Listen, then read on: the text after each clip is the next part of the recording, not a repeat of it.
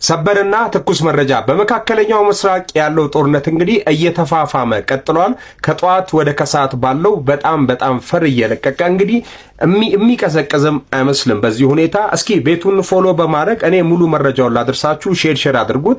ኢራን በታሪክ ለመጀመሪያ ጊዜ በሳውዲ አረቢያ፣ በተባበሩት አረብ ኤምሬትስ፣ በኩዌት፣ በጆርዳን፣ በባህራንና በኳታር ላይ በአንድ ቀን እንኳን ባልሞላ ጊዜ ውስጥ ጥቃት የሰነዘረች የመጀመሪያዋ ሀገር ሆናለች።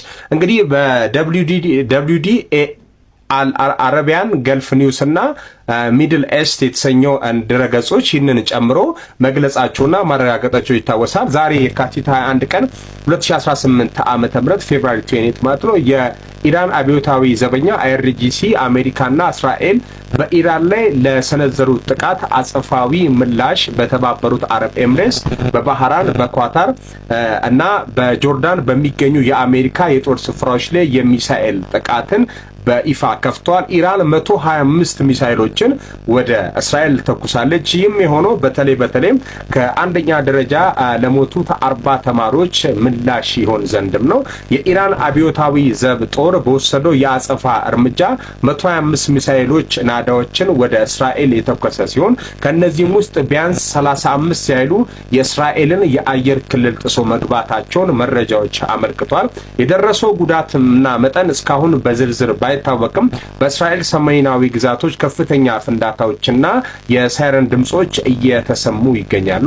ፕሬዝዳንት ዶናልድ ትራምፕ አሜሪካ በኢራን ላይ ኦፕሬሽን ታላቅ ቁጣ የተሰኘ መጠነ ሰፊ ወታደራዊ እርምጃ መጀመሯን በይፋ አስታውቋል። እስራኤል ደግሞ በበኩሏ ዘመቻውን የአንበሳ ግሳጼ ስትል ሰይሟለች ማለት ነው። የአሜሪካና የእስራኤል ሚሳኤሎች በዋና ከተማዋ ቴህራን በሚገኙ የኢራን ከፍተኛ መሪ አያቶላ አሊ ካሜኔበር አቅራቢያና የፕሬዝዳንት ቤተ መንግስትን ጨምሮ በርካታ ከተሞችን ኢቨኒፍ ቤቱ ሙሉ በሙሉ እስኪወድም ድረስ ማለት ነው መደረጉን መረጃዎች ያወጡ ይገኛሉ።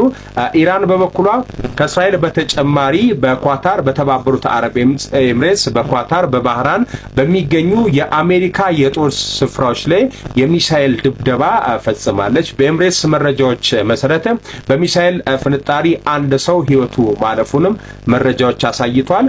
ሼር አድርጉ። ይህ ግለት እንግዲህ ወደ ቀጣዩ ሀገር መመለሱ አይቀርም።